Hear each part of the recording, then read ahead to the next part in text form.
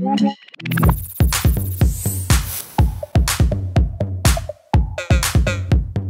en fait, on est un peu dans une phase de transition entre le monde étudiant, le monde professionnel. On est à la fois étudiant parce qu'on va réaliser des formations, donc on a quand même des critères à remplir.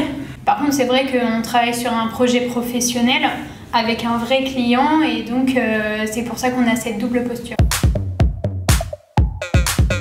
Et non, c'est fini. C'est fini pour nous, on n'a plus le stress des examens. Nous, du coup, on est plus basé sur l'évaluation, mais de nos compétences. C'est-à-dire qu'on a un livret d'apprentissage, en fait, où plein de compétences sont listées.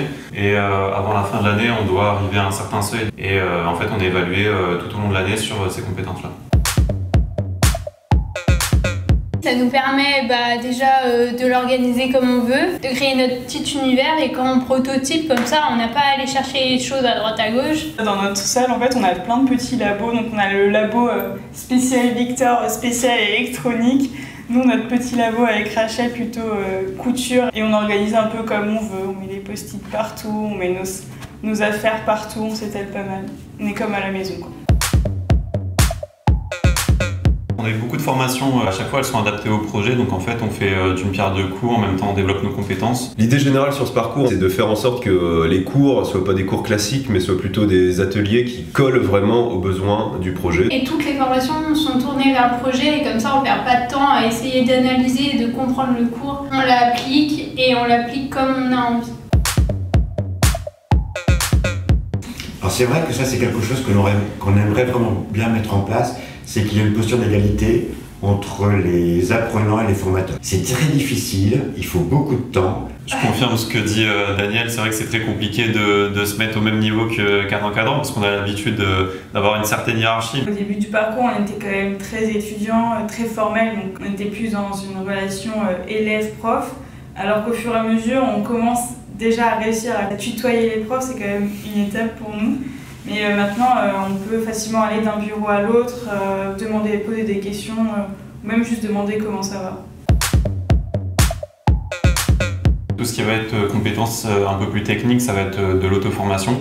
Donc ça aussi c'est intéressant parce qu'on va pouvoir gérer notre apprentissage à ce niveau-là.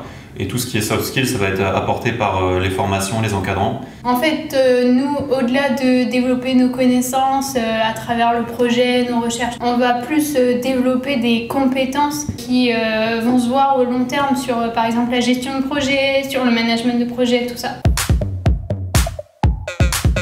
Comme on a une demande d'un vrai client, on va démarcher des entreprises pour pouvoir avoir de nouveaux produits pour ensuite les proposer aux clients. On est vraiment sur l'approche client, effectivement, à la détection, la identification du besoin et puis ensuite l'accompagnement dans le projet avec souvent une méthode agile qui permet de coller au mieux et d'arriver aux objectifs. On a commencé la première semaine avec un cohésio. Il y a le bowling aussi, non? Ouais, c'est ça, on a organisé un bowling un soir avec toute l'équipe encadrante qui voulait être présente et du coup les étudiants. On a fait 2 équipes et on s'est mis en petite battle. Et on a gagné. Ah non, vous avez perdu. Il y a eu tricherie. Un manque d'expérience évident. Et là, ce midi, il y a quoi? La bûche. Ouais. Et La bûche. La bûche. Et moi, j'adore quand c'est Victor qui fait le café. Je pense parler pour le groupe, je pense que mon café est globalement meilleur que ceux des autres. Un poil fort, mais il réveille bien, quoi. Non, juste ce qu'il faut. C'est le café grand-mère.